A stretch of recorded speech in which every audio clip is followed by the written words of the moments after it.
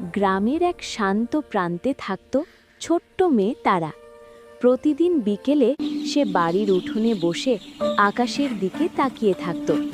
তার সবচেয়ে প্রিয় ছিল নীল আকাশ আর সাদা মেঘ। তারা ভাবত মেঘগুলো বুঝি তার কথাই শুনছে। তারার বাবা ছিলেন একজন সাধারণ চাষি। মায়ের হাতে তৈরি গরম ভাত আর গল্প শুনেই কাটত তার সন্ধেগুলো। কিন্তু তারা শুধু গল্প শুনেই থামত না, সে নিজেও গল্প বানাত।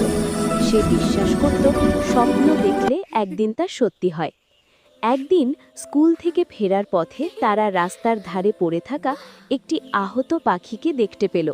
সে পাখিটিকে তুলে বাড়ি নিয়ে এলো। মায়ের সাহায্যে পাখিটির যত্ন নিল।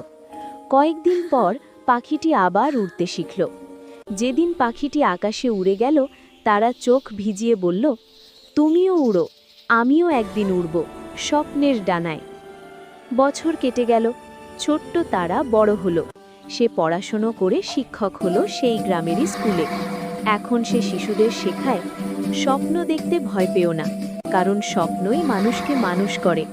নীল আকাশের দিকে তাকালে আজও তারা হাসে, কারণ সে জানে স্বপ্নের আকাশ কখনো ছোট হয় না।